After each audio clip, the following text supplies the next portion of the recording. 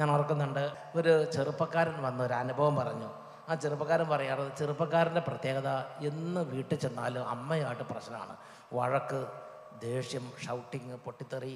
പിന്നെ അമ്മ എന്ത് ചെയ്താലും ഇഷ്ടമല്ല, ചോറ് കൊടുത്ത ഇഷ്ടമല്ല, അമ്മ പറയണത് ഇഷ്ടമല്ല, അമ്മ കാണുന്നത് ഇഷ്ടമല്ല. അങ്ങനെ ചിലർക്ക് ചില ബാധ പിടികൂടും. ദുഷ്ടപിശാചിൻ്റെ ഉപദ്രവമാണത്, പിശാചിൻ്റെ തട്ടിപ്പാണത്. ഇങ്ങനെ വീട്ടിൽ ചെന്നാൽ ഇഷ്ടമല്ല, വെറുപ്പ്, ഷൗട്ടിങ്, സമാധാനമില്ല, മിണ്ടിയല്ല, ചോദിച്ചാൽ എന്നൊരു മൂളിച്ച മാത്രം, വേറെ ഒന്നുമില്ല. ചോറ് കഴിച്ചോ? കഴിക്കണ്ടേ? അങ്ങനെയൊക്കെ പറഞ്ഞ് ഇറിറ്റേഷൻ, അസ്വസ്ഥത, അസംതൃപ്തി. അപ്പോൾ ഈ ചെറുപ്പക്കാരൻ പറയും, എന്നും ഇതായിരുന്നു എൻ്റെ സ്വഭാവം. പ്രാർത്ഥിക്കാൻ തോന്നിയല്ല, ആരെയും ബഹുമാനിക്കാൻ തോന്നിയല്ല. അപ്പോൾ എന്ത് ചെയ്തു? ഈ ആ ചെറുപ്പക്കാരൻ്റെ അനുഭവം നമുക്കൊന്ന് ശ്രദ്ധിക്കാം. അതിന് ശേഷം ഈ ശുശ്രൂഷ കൂടുന്നത് കാര്യമുണ്ട്. ഇതുപോലെ കൺവെൻഷൻ നടത്തണം, അഭിഷേകത്തിന് കൂടുന്നത്. ഇപ്പോൾ ടെലിവിഷനിലൂടെ വീട്ടിൽ ഇരുന്ന് അഭിഷേകത്തിന് കൂടുന്നവർക്ക് അനുഗ്രഹം ഉണ്ടെങ്കിൽ, നിങ്ങൾക്ക് ഇതുപോലെ കൺവെൻഷൻ ഗ്രൗണ്ടിൽ വന്നിരുന്ന് കൂടുന്നവർക്ക് ഡെഫിനറ്റായിട്ടും ദൈവം അനുഗ്രഹം കൊടുക്കും. അപ്പോൾ വചനം കേട്ടപ്പോൾ ആ ചെറുപ്പക്കാരനെ എങ്ങനെ ഈശോ സ്പർശിച്ചു എന്ന് നമുക്കൊന്ന് ശ്രദ്ധിക്കാം. ഞാൻ 2016 സംഭവമാണ് ഈ പറയാൻ പോകുന്നത്. അഭിഷേകിനെ അതിന് മുമ്പ് കണ്ടു തുടങ്ങിയിരുന്നു. പക്ഷേ കാണുന്ന സമയത്ത് കംപ്ലീറ്റ് എനിക്ക് ബോറായിട്ട് തോന്നി. സോറി, ആ സമയത്ത് ഞാൻ ഫോർഗീവ് ചെയ്തു. ആ സമയത്ത് എങ്ങനെ കണ്ടു തീർക്കുന്നറിയില്ല. പപ്പയും അമ്മയും ബോധിപ്പിക്കാൻ വേണ്ടി ഇങ്ങനെ ഇരിക്കും. പപ്പയമ്മയെ നിർബന്ധിച്ചിട്ട് കാണുന്നപ്പോൾ മനസ്സിലായില്ലേ? അപ്പോൾ പഠിത്തത്തിൽ മോശമായിരുന്നു. ആ സമയത്ത് അമ്മയായിട്ട് വളരെ പ്രശ്നമായിരുന്നു ഞാൻ. അമ്മയായിട്ട് വാർ. അതെ, കുറച്ചാണ് സംസാരിക്കാതിരിക്കും, പിന്നെ സംസാരിച്ചു തുടങ്ങും, 2 മിനിറ്റിനുള്ളിൽ പിന്നെ അടി. അങ്ങനെയൊക്കെ ആയിരുന്നു ലൈഫ്. അപ്പോൾ ചില ദിവസങ്ങളിലൊക്കെ ഞാൻ ആലോചിക്കും, എന്തിനാണ് ഞാൻ ഈ വീട്ടിൽ ജനിച്ചത്. അങ്ങനെയൊക്കെ അമ്മയായിട്ട് കൂടുതൽ അടുപ്പത്തിന് പകരം പ്രശ്നങ്ങൾ മാത്രം. അമ്മയായിട്ട് എപ്പോഴും സ്പോട്ടിൽ അടിയാണ്. പിന്നെ രണ്ടാമത്തത് എന്താ വെച്ചാൽ അവസാനം നിരാശ, ഡിപ്രഷൻ, സ്ട്രെസ്സ്. എന്തിനാ ജനിച്ചത് എന്നുള്ളൊരു വിഷമം. ഞാൻ ഈ വീട്ടിൽ തന്നെ ജനിച്ചെന്നുള്ള അടുത്ത്. അപ്പോൾ അപ്പനും അമ്മയ്ക്ക് പറഞ്ഞ വേദനയ്ക്ക് കണക്കണ്ട. എന്നിട്ട് അമ്മയടുത്ത് മാത്രം ആ സമയത്ത് അമ്മേനെ വേദനിപ്പിക്കാതെ മാത്രമേ ലക്ഷ്യമുള്ളൂ. എന്നിട്ട് ഒരു ദിവസം സൺഡേ അഭിഷേകിനെ 8:30 അച്ഛൻ മാതാപിതാക്കളെ അനുസരിക്കണം, അല്ലെങ്കിൽ സംഭവിക്കുന്നതും അങ്ങനെ ഒരുപാട് കാര്യങ്ങൾ പറഞ്ഞു. നല്ല ബ്ലെസ്സിങ്, മാതാപിതാക്കന്മാരെ അനുസരിച്ച് വരുന്ന ബ്ലെസ്സിങ്ങിനെ കുറിച്ച് അച്ഛനൊരു സൺഡേ എടുത്തിട്ടുണ്ട്. അച്ഛൻ്റെ അന്നത്തെ തീപ്പൊരി പ്രസംഗമാണ്. അപ്പോൾ ഭയങ്കര ഇതിലാണ് പറഞ്ഞത്, മോനെ അങ്ങനെ ചെയ്തില്ലെങ്കിൽ നിന്റെ ലൈഫ് അങ്ങനെയൊക്കെ പറഞ്ഞ് അച്ഛൻ ശരിക്കും ആള് ശരിക്കും നീ അത് കേട്ട് അത് നോക്കണം, ചെക്ക് ചെയ്യണത്. എപ്പിസോഡ് എനിക്ക് ഓർമ്മയില്ല. ഓക്കെ, അത് നീ പേടിച്ചു ശരിക്കും പേടിച്ചു. അന്ന് ഞാനായിരിക്കില്ല, ഒരു മികാൽ മാലാക വല്ലതും വന്ന് വാളുകൊണ്ട് നീ വന്നിട്ടുണ്ടാവും. എന്നിട്ട് അപ്പോൾ അന്നത്തെ ദിവസം പക്ഷെ പേടിയും പിന്നെ അതേപോലെ തന്നെ ഒരു മാനസാന്തരം പോലെ ഉണ്ടായി. മാനസാന്തരം എന്തോന്നാ, അമ്മയെ അത്രമാത്രം വേദനിപ്പിച്ചു, അങ്ങനെയുള്ളൊരു ഫീൽ എനിക്ക് വന്നു ആ ദിവസം തന്നെ. അന്ന് ഞാൻ അമ്മയടുത്ത് സോറി പറഞ്ഞു. ഞാൻ കരഞ്ഞു, പക്ഷെ അമ്മയുടെ മുന്നിൽ വെച്ച് കരഞ്ഞില്ല. മുറിയിൽ പോയിട്ട് കരഞ്ഞു. അതിന് ശേഷം അമ്മയോട് വന്ന് സോറി പറഞ്ഞു. അവര് പറയുന്നു ഞാൻ കരഞ്ഞു അവരുടെ മുന്നിൽ വെച്ച്. ഞാൻ ഒരിക്കലും സമ്മതിച്ചിട്ടില്ല, ഞാൻ കരഞ്ഞിട്ടില്ല അവരുടെ മുന്നിൽ വെച്ച്. അത് ഞാനിപ്പോൾ സമ്മതിക്കുന്നില്ല. അതിനുശേഷം എൻ്റെ ലൈഫ് ഒരുപാട് അങ്ങ് മാറി. പക്ഷെ പിറ്റേ ദിവസം തൊട്ട് ഞാൻ ചാടി സംസാരിക്കുന്ന ഞാൻ വളരെ കാമായി. ഞാൻ എന്നെ തന്നെ ഞെട്ടിച്ചുകൊണ്ട് പല സിറ്റുവേഷനിലും വളരെ കാമായിട്ടെല്ലാം ഡീൽ ചെയ്ത്. ആൾക്കാരൊക്കെ ചോദിച്ചു, നീ എങ്ങനെ ഇത്രയും കാമായിട്ടിരിക്കുന്നത്, എടാ ഒന്ന് ഷൗട്ട് ചെയ്യടാ, അങ്ങനെയൊക്കെ പറഞ്ഞ് പലതവണ പറഞ്ഞിട്ടുണ്ട്. പ്രകോപിച്ച് നോക്കി, എങ്ങനെ അല്ലെ, ഒരു തീപ്പൊരി ഇട്ടുകൊണ്ട് നോക്കി. ആൾക്കാരെന്നെ കളിയാക്കി ഞാൻ ചിരിച്ചോണ്ടിരിക്കും. അപ്പോൾ അവരെന്നെ വേറെ എന്തോ മാനസിക ആരോഗ്യ കേന്ദ്രത്തിൽ നിന്നോ വന്നിരിക്കുന്നു അങ്ങനെയൊക്കെ പറഞ്ഞ് അവർ കളിയാക്കിക്കൊണ്ടിരിക്കും. സ്മൈലിംഗ് അതായിരുന്നു ടാഗ് ചില സമയത്തൊക്കെ. അതായത് ദേഷ്യം വരേണ്ട സമയത്ത് ദേഷ്യം വരുന്നില്ല, ശാന്തനായിരിക്കുന്നു. അപ്പോൾ എന്ത് ചെയ്തു, പ്രകോപിച്ചു നോക്കുകയാണ്. നീ ഇങ്ങനെ ഇരുന്നാൽ പോരാ, നീ ദേഷ്യപ്പെടണം എന്നൊക്കെ പറഞ്ഞ് പ്രകോപിച്ചു നോക്കി. എപ്പോഴും ശാന്തനായിരിക്കുക. അപ്പോൾ എന്ത് ചെയ്തു, ഇവന് ശരിക്കും കൺവേർഷനുകൾ കിട്ടിയ അനുഭവം. പിന്നെ അപ്പയോടും അമ്മയോടും ചാടിക്കടിക്കാൻ തോന്നുന്നില്ല അല്ലേ? മറ്റേത് ചേര് കടിക്കണ മാതിരി കടിക്കുകയായിരുന്നു. ഇപ്പോൾ അത് കടിക്കാൻ തോന്നില്ല. ഓക്കെ, അത് ഒറ്റ ഒരു റീസൺ കാരണമായിരിക്കും എനിക്ക് 12th നല്ല മാർക്ക് കിട്ടി. ഇങ്ങനെ നല്ല മാർക്ക് പിന്നെ പഠിക്കാനൊക്കെ ഇൻട്രസ്റ്റ് ആയി. ദൈവമാണ് എല്ലാം ചെയ്തത്, ഞാനൊന്നും ചെയ്തിട്ടില്ല. ദൈവമായിട്ടെല്ലാം ചെയ്തു. നല്ല ശരീരത്തിൽ പഠിക്കാൻ താല്പര്യമുണ്ട്. ദൈവത്തിന് മാർക്ക് തരണമെന്ന് ആഗ്രഹമുണ്ട്. സന്തോഷം, താങ്ക് യു.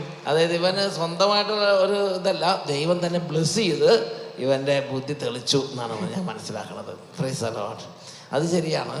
എന്നെ കൂടാതെ നിങ്ങൾക്കൊന്നും ചെയ്യാൻ കഴിയില്ലെന്ന് വാചന വരെ മനസ്സടിച്ചു കയറിയിട്ടുണ്ട് എന്നൊക്കെ പറഞ്ഞ്. ഹല്ലേലൂയ. നീ ഇപ്പൊ ഹാപ്പി? ഹാപ്പി. എന്തായാലും ഇവരെ കൺവേർഷൻ എനിക്ക് ഭയങ്കര ഇഷ്ടമായിട്ടുണ്ട്. അല്ലേ? അന്ന് ആ രാത്രി സോറി പറഞ്ഞിട്ട് പിറ്റേ ദിവസം തൊട്ട് അമ്മയോട് സ്പോട്ടിലടിയില്ല. പിന്നെ പിന്നെ ശാന്തമായിട്ട് പിന്നെ ഞാൻ എന്തിനാ ഈ വീട്ടിൽ ജനിച്ചതെന്ന് ചോദിക്കൊന്നുമില്ല. അവരോട് ഞാൻ ചോദിച്ചിട്ടില്ല. എന്റെ മനസ്സിൽ തോന്നായിരുന്നു, ഓ ഈ അമ്മയെ വിട്ടിട്ട് എവിടെയെങ്കിലും പോയാൽ മതിയായിരുന്നു. അങ്ങനെയൊക്കെ അല്ല, അതൊക്കെ നിർത്തിയില്ലേ? ഇങ്ങനെയില്ല. കഴിഞ്ഞ വർഷം ഞാൻ അഭിഷേകിനി എപ്പിസോഡ് ആദ്യം മുതൽ കണ്ടു തുടങ്ങി യൂട്യൂബിൽ. അപ്പൊ പിന്നെ ഇൻട്രസ്റ്റോടുകൂടി കാണാൻ തുടങ്ങി. കഴിഞ്ഞ വർഷം ഒരു 7 വർഷം അടുപ്പിച്ചായി ഇത് നടന്നിട്ട്. പിന്നെ എല്ലാ ദിവസവും സൺഡേസ് ഞാൻ അഭിഷേകിനി കാണാറുണ്ട്. ഫാമിലി ശരിക്കും നീറ്റായിട്ട് കാണാറുണ്ട്. മിസ്സായി കഴിഞ്ഞാൽ അടുത്ത ദിവസമാണല്ലോ യൂട്യൂബിലിരുന്ന് കാണാം. ശരിക്കും നല്ല അത് ചെറുപ്പക്കാർക്ക് വരുന്ന കൺവേർഷൻ ശരിക്കും ജെന്യുവിൻ ആണ് കേട്ടോ. 129ാമത്തെ എപ്പിസോഡിൽ അച്ഛൻ അന്ന് സാക്ഷ്യം വായിക്കുകയാണ് മെയിനായിട്ട് ചെയ്തോണ്ടിരുന്നത്. ഒരു സിസ്റ്ററിന്റെ സാക്ഷി ഉണ്ടായിരുന്നു, അരിമ്പാറ സിസ്റ്ററിന്റെ പോയെന്ന്. അപ്പൊ എന്റെ കാലിലൊരു ചെറിയ അരിമ്പാറ ഉണ്ടായിരുന്നു ആ സമയത്ത്. അപ്പൊ ഞാനൊന്ന് ആലോചിച്ചു, ദൈവമേ ഒരു തവണ എന്റെ അരിമ്പാറ ഒന്ന് മാറ്റിയാണെന്നെങ്കിൽ എനിക്ക് കൂടുതൽ വിശ്വാസമാകുമായിരുന്നു. അങ്ങനെയൊക്കെ ഞാൻ ഒന്ന് പറഞ്ഞു നോക്കി. ഒരു ചെറിയൊരു പ്രയർ സീക്രട്ടിൽ. പിറ്റേ ദിവസം അടുത്ത ദിവസം ഞാൻ പള്ളിയിലിരിക്കുമ്പോൾ ഞാൻ ആലോചിച്ചു, ഞാൻ ഇങ്ങനെ പ്രാർത്ഥിച്ചിരുന്നു. ഞാൻ ചുമ്മാ കാലം നോക്കിയത്, അപ്പൊ കരിഞ്ഞിരിക്കുന്നു സാധനം. കരിമ്പാറ കരിഞ്ഞു, അതില്ല, അത് കരിഞ്ഞിരിക്കുന്നു. അപ്പോൾ ഞാൻ വിചാരിച്ചു കംപ്ലീറ്റ് തീർന്നെന്ന്. പിറ്റേ ദിവസം കംപ്ലീറ്റ് പോകുന്നു ഞാൻ വിചാരിച്ചു. പിന്നെ 2 ആഴ്ച അടുപ്പിച്ച് അതേപോലെ തന്നെ ഇരുന്നു, കരിഞ്ഞിരുന്നു. അപ്പോൾ ഞാൻ വിചാരിച്ചു ഓക്കെ ഇത്രയും ചെയ്തല്ലോ മതി. എന്നുവെച്ചാൽ അരിമ്പാറ സാധാരണ അങ്ങനെ കരിഞ്ഞു പോകത്തില്ല. അപ്പോൾ അങ്ങനെ വിചാരിച്ചുകൊണ്ടിരുന്നപ്പോൾ അത് പിന്നെയും കരിഞ്ഞ് ലാസ്റ്റ് ഒരു പാട് മാത്രമായിട്ട് എൻ്റെ കാലിലുണ്ട്. കംപ്ലീറ്റ് അത് പൊടിഞ്ഞ് പോയി. ബാക്കിയെല്ലാം അടർന്നു പോയി. അത് ഞാൻ സാക്ഷിയുടെ എല്ലായിടത്തും പറയാറുണ്ട്. ഒരു എപ്പിസോഡ് കൊണ്ട് എൻ്റെ കാലിൽ അരിമ്പാറ മാറി, ഒരു എപ്പിസോഡ് കൊണ്ട് അമ്മയായിട്ടുള്ള പ്രശ്നം മാറി, അമ്മയായിട്ടുള്ള എൻ്റെ ലൈഫ് തന്നെ മാറിയതാ. വചനത്തിൻ്റെ അത്ഭുതകരമായ ശക്തിയാണ് കേട്ടോ. എൻ്റെ ദൈവമേ, നീ ഇത് പറഞ്ഞില്ലായിരുന്നെങ്കിൽ എനിക്ക് ഭയങ്കര ഒരു വിഷമായേനെ. ആ എപ്പിസോഡ് 129 എൻ്റെ കർത്താവെ ഓരൊക്കെ പറഞ്ഞേ ഹല്ലേലൂയ. അപ്പോൾ അവന് താല്പര്യം ഉണ്ടായിരുന്നില്ല, പ്രാർത്ഥനയില്ല. പാരൻസ് പറഞ്ഞാൽ അവർക്ക് ഒരു ഹാപ്പിനെസ് ഇല്ല, വീട്ടിലൊരു സന്തോഷമില്ല, പൊട്ടിത്തെറിക്കും.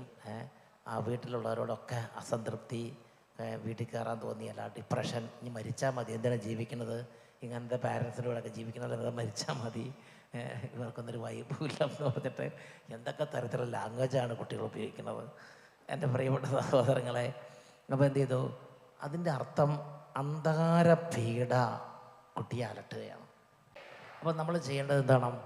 ഈ വചനം കേൾക്കുമ്പം നമ്മൾ കർത്താവിൻ്റെ പ്രവർത്തനം അവിടെ നടക്കുന്നുണ്ട് എന്ന് മനസ്സിലാക്കണം. ദൈവവചനം പ്രഘോഷിക്കുന്ന സ്ഥലത്ത് ദൈവത്തിൻ്റെ ആത്മാവ് വ്യാപരിക്കുന്നുണ്ട്. ഇത് അഭിഷേകാഗ്നിയിലൂടെ മാത്രമല്ല, അഭിഷേകാഗ്നി വീട്ടിലിരുന്ന് കാണുമ്പോൾ മാത്രമല്ല, ദൈവവചനം പ്രഘോഷിക്കപ്പെടുന്ന എല്ലാ സ്ഥലങ്ങളിലും ദൈവത്തിൻ്റെ ആത്മാവ് വ്യാപരിക്കുന്നുണ്ട്. ദൈവത്തിൻ്റെ പരിശുദ്ധാത്മാവിൻ്റെ പ്രവർത്തനത്തെ നമ്മൾ ചെറുതായി കാണരുത്. അപ്പോൾ വചനം പ്രഘോഷിക്കുന്നിടത്ത് ദൈവത്തിൻ്റെ പരിശുദ്ധാത്മ ഹോളി സ്പിരിറ്റ് ഈസ് ആക്റ്റീവ്. ദൈവത്തിൻ്റെ ആത്മാവ് ആക്റ്റീവാണ്. അപ്പോൾ അവിടെ വൈകൃതങ്ങളുള്ളവരുടെ വൈകൃതങ്ങൾ ക്ഷണനേരം കൊണ്ട് സൗഖ്യപ്പെടുത്താൻ പരിശുദ്ധാത്മാവിന് കഴിയും. അവിടെ രോഗമുള്ളവർ രോഗങ്ങൾ സുഖപ്പെടുത്താൻ, വിശ്വാസം ഇല്ലാത്തവർക്ക് വിശ്വാസം കൊടുക്കാൻ, പ്രാർത്ഥിക്കാത്തവർക്ക് പ്രാർത്ഥനയുടെ കൃപകൾ കൊടുക്കാൻ പരിശുദ്ധാത്മാവിന് കഴിയും. ഇവിടെ നിരാശപ്പെട്ടിരിക്കുന്നവരുടെ ജീവിതത്തിന് ഒരു പ്രത്യാശ കൊടുക്കാൻ പറ്റും. ഇപ്പോൾ ചെറുപ്പക്കാരൻ പറയുക, ഇപ്പോൾ എനിക്ക് ജീവിക്കണം എന്ന് തോന്നുകയാണ്, ഇപ്പോൾ എനിക്ക് നന്നായിട്ട് പഠിക്കണം എന്ന് തോന്നുന്നുണ്ട്, ദൈവം ഉണ്ടെന്ന് എനിക്ക് വിശ്വാസം വരുന്നുണ്ട്, വിശ്വാസം കർത്താവ് കൊടുക്കുകയാണ്. വചനം കേട്ടുകൊണ്ടിരിക്കുമ്പോൾ തന്നെ ഇതുപോലുള്ള അത്ഭുതങ്ങൾ നടക്കും. ഈ കുട്ടിക്ക് സമൂലം മാറ്റം വരട്ടെ എന്ന് പറഞ്ഞ് പ്രാർത്ഥിച്ച സമയത്തല്ല, വെറുതെ വചനം കേട്ടുകൊണ്ടിരുന്നതാണ്. അപ്പോൾ അതുകൊണ്ട് അവൻ എന്ത് ചെയ്തു? അവന് ബോധ്യം കിട്ടി, വിശ്വാസം കിട്ടി. അപ്പോൾ അവൻ ആദ്യം തൊട്ട് വീണ്ടും അഭിഷേകത്തിനെല്ലാം കാണാൻ തുടങ്ങി. അത് അവൻ്റെ ഉള്ളിൽ നിന്നുള്ള തീരുമാനമാണ്. അതൊരു അമ്മ നിർബന്ധിച്ചുകൊണ്ട് വെറുതെ ഇത്രയേ ഉള്ളോ, ഇനി എന്തെങ്കിലും ഉണ്ടോ എന്നൊക്കെ പറഞ്ഞ് അവിടെ വന്നിരിക്കുകയായിരുന്നു. പക്ഷേ ഇപ്പോൾ അതൊക്കെ മാറിയിട്ട് ആ യൗവനത്തിൽ തന്നെ അവൻ ദൈവത്തെ അറിയാൻ ദൈവം ഇടവരുത്തി. എൻ്റെ പ്രിയപ്പെട്ട സഹോദരങ്ങൾ, ഇപ്പോൾ വേറൊരു വാക്കി പറഞ്ഞാൽ, നമ്മളിങ്ങനെ പ്രാർത്ഥിക്കുന്ന സമയത്ത് നമ്മുടെ ബുദ്ധിയിൽ നിന്നും നമ്മുടെ ചിന്താമണ്ഡലത്തിൽ നിന്നും ഒരുപാട് ദുർചിന്തകൾ വിട്ടുപോകും. ദൈവത്തിൻ്റെ പരിശുദ്ധാത്മാവ് നമ്മുടെ ബുദ്ധിയെ പ്രകാശിപ്പിക്കും. അപ്പോൾ അതുകൊണ്ട് വീട്ടിലിരിക്കുന്നവർക്കല്ല, വീട് വിട്ട് ഇങ്ങനെയുള്ള ശുശ്രൂഷകളിൽ വന്ന് പങ്കുചേരുമ്പോഴാണ് ആ വ്യത്യാസം ഉണ്ടാകുന്നത്. അല്ലെങ്കിൽ നമ്മുടെ ജീവിതത്തിൻ്റെ മറ്റ് ചരക്കുകളിൽ പെടാതെ കുറച്ച് നേരം ഇരുന്ന് വചനത്തിന് വേണ്ടി സമയം കുറച്ച് മാറ്റി വെക്കുമ്പം ദൈവത്തിൻ്റെ കൃപ ശക്തമായ വിധം അവിടെ വ്യാപരിച്ച് നമ്മുടെ ജീവിതത്തിൽ മനുഷ്യർക്ക് അസാധ്യമായ മേഖലകളിൽ ദൈവ അത്ഭുതങ്ങളിലൂടെ നമ്മുടെ ജീവിതത്തെ കൈപിടിച്ച് കരകയറ്റി നിർത്തും.